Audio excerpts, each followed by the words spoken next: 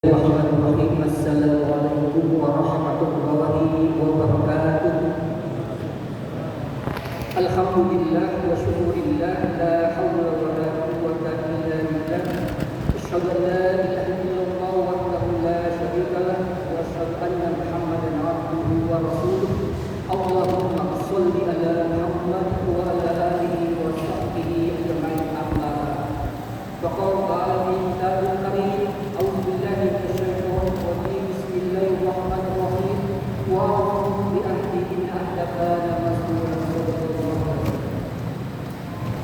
Bapak Ibu yang dirahmati Allah Subhanahu wa taala, marilah kita senantiasa memanjatkan puji dan syukur kehadirat Allah Subhanahu wa taala karena pada malam ke-25 ini kita masih diberikan kesehatan, kesempatan. Mudah-mudahan puasa kita dari malam pertama hingga malam ini diterima oleh Allah Subhanahu wa taala. Dan terlebih pula kita kirimkan selawat dan taslim kepada junjungan Nabi Muhammad Rasulullah sallallahu alaihi wasallam. Karena berkat beliaulah sehingga sebagai salahnya berkembang sampai seluruh dunia dan sekaligus sebagai rahmatan lil alamin, rahmat bagi seluruh umat. Adapun judul ceramah pada malam hari ini adalah dalam kebersamaan tumbuh keberkahan. Jadi sangat tepatlah di bulan Ramadan ini perlu ada kita kebersamaan. Contohnya kita sholat tarawih ini secara kebersamaan, insya Allah akan menumbuhkan keberkahan. Maka bila lebih bagus lagi kalau firman Allah surah ayatnya, ya ayyuhalladzina amanu qu anfusakum wa ahlikum nar. Wahai orang-orang yang beriman, jagalah diri dan keluargamu dari siksa api neraka. Jadi sangat tepat dalam keluarga ini di bulan Ramadan sangat tepat sekali untuk dijadikan Ramadan itu adalah sebagai bulan madrasah atau pendidikan, yang mana dalam pendidikan itu ada dua hal yang kita kembangkan. Yang pertama adalah bagaimana bisa menumbuhkan pendidikan karakter, sedangkan yang kedua adalah bagaimana kita bisa menumbuhkan tazkiyah. Yang pertama adalah bagaimana kita bisa menumbuhkan karakter adalah bagaimana kita sebagai orang tua, sebagai ayah memberikan contoh kepada anak-anaknya tentang pola-pola keagamaan. Jadi sangat tepatkah yang dikatakan oleh Profesor Rozaki Derajat mengatakan bahwasanya kesalehan orang tua sangat ditiru oleh anak-anaknya. Kalau orang tuanya soleh menanamkan pendidikan agama sejak dini, insya Allah anak-anak itu tidak akan soleh. Tetapi kalau orang tuanya tidak soleh, maka akan melahirkan anak-anak yang tidak taat kepada Allah Subhanahu wa taala. Jadi sangat tepatnya Rasulullah SAW hendak mengingatkan kepada tiga hal kepada para sahabatnya. Yang pertama adalah orang tua yang mandiri, sedangkan yang kedua adalah orang yang jagoan, sedangkan yang ketiga adalah orang yang miskin. Lalu sahabat bertanya, apa maksudnya orang tua yang mandiri? Orang tua yang mandiri itu bukan berarti tidak mempunyai anak. Dia misalnya mempunyai anak 4 orang, semua anak-anak itu semua tidak ada yang taat kepada Allah dan juga tidak patuh kepada kedua orang tuanya. Inilah masuk dalam kategori orang tua yang mandul, punya anak tetapi tidak bermanfaat. Jadi sangat terpaksa di bulan Ramadan ini kita menambahkan, menumbuhkan kembali sifat karakter yang bagus. Di antara adalah bagaimana mengajarkan kepada anak-anak itu sifat jujur, bagaimana mengajarkan kepada anak-anak itu sifat empati, dan bagaimana mengajarkan kepada anak itu sifat disiplin, dan bagaimana mengajarkan anak-anak itu untuk berakhlakul karim. Jadi apalah artinya kalau kita berpuasa tidak mempunyai akhlak yang baik, maka tidak akan diterima oleh Allah Subhanahu wa taala.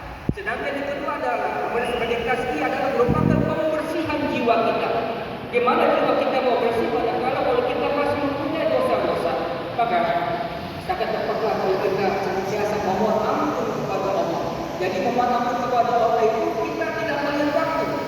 Apalagi di Ramadan ini, setiap detiknya dalam Ramadan ini pintu maaf Allah dibuka selebar-lebarnya. Maka apa yang dikatakan Rasulullah? Celaka.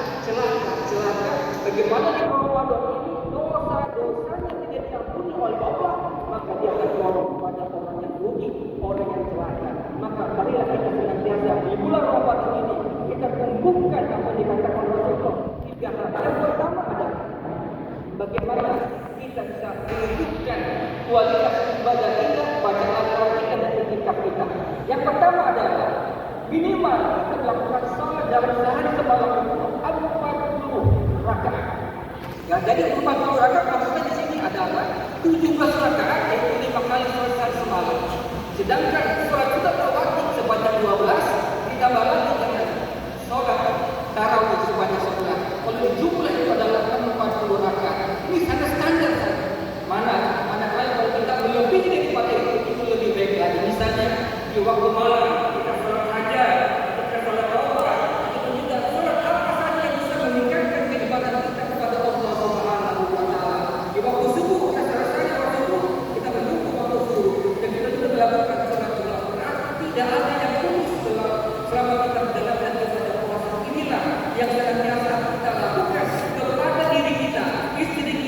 anak-anak kita. Kenapa? Karena anak dan istri adalah merupakan amanah Allah yang telah kita pertanggungjawabkan. Jadi marilah bulan Ramadan ini kita tanamkan kepada anak-anak kita, mulai dari rumah. Orang tuanya menuliskan beberapa doa-doa yang diberikan pada anak-anak kita. Misalnya doakan untuk orang tuanya, doakan atas senantiasa mudahkan rezekinya, buat apa saja sebanyak-banyaknya kepada anak kita, supaya anak-anak kita sampai di masjid tidak lagi kemana-mana, justru dia membaca apa yang telah diajarkan oleh orang tuanya, sehingga hal-hal kita terbiasa membuat itu sampai di masjid bukan hanya di kemana-mana, tapi dia membaca doa. Kenapa? Karena dalam Ramadan ini doa itu akan dijawab oleh Allah Subhanahu wa taala. Bapak-bapak, ibu jamaah tarawih rahmati Allah Subhanahu wa taala. Sedangkan selanjutnya adalah kita menjaga daripada kualitas puasa kita. Tubali man amila ilmi, berbahagialah bagi orang-orang yang mengerjakan sesuatu berdasarkan ilmu. Kalau kita mengerjakan puasa ini tahu ilmunya, insyaallah akan aman. Kalau kita tidak tahu ilmunya, maka kita tertolong kepada orang yang rugi. Maksudnya puasa yang berkualitas adalah dua hal. Yang pertama adalah kita menjaga hati kita, dan yang kedua adalah kita menjaga panca indera kita. Kenapa? Karena hati kita ini yang tahu hanya Allah Subhanahu wa taala. Kenapa kita sebelum masuk Ramadan kita saling maafkan? Boleh jadi kalau kita sudah bersih insyaallah aman. Namun manakala hati kita menyimpan kebencian, melihat teman kita kiri kanan masih ada sifat dendam atau iri hati, wah kita tidak suka ada orang yang berarti akan mempengaruhi dari puasa kita. Dan selanjutnya menjaga panca indera kita.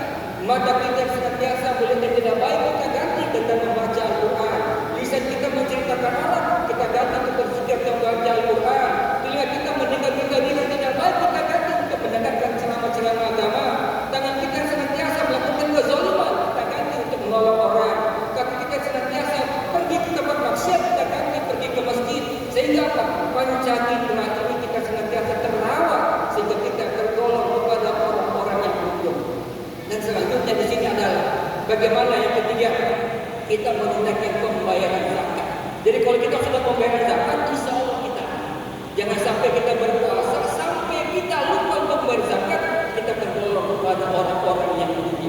Bapak-bapak, ibu-ibu, jamaah tarawih rahmati Allah Subhanahu wa taala. Untuk ibu-ibu, ada 4 hal yang membuat ibu-ibu bisa masuk surga. Yang pertama adalah jaga sholat selama di bulan Ramadan ini. Dan selanjutnya yang kedua, menjaga puasa kita. Dan yang ketiga adalah taat kepada suami. Dan yang keempat adalah menjaga kehormatan. Itulah yang senantiasa bagi ibu-ibu. Insya Allah surga akan bisa mendapatkan, dan dia akan memilih dari pintu mana saja yang mau dia masuki. Itulah bagi seorang ibu senantiasa kita harus menanamkan kepada istri dan anak kita. Dan kemudian diingatkan kepada bapak, manakala kita mempunyai istri dan anak, ingat, manakala istri kita berhalangan, anak kita yang perempuan berhalangan, kewajiban seorang ayah mencatat berapa kali puasa istrinya, berapa kali puasa anaknya, karena itu adalah tanggung jawab suaminya. Kenapa? Karena puasa ini disandingkan kepada Allah Subhanahu wa taala. Demikian, mudah-mudahan ada manfaatnya. Billahi wa hidayah. Wassalamualaikum warahmatullahi wabarakatuh.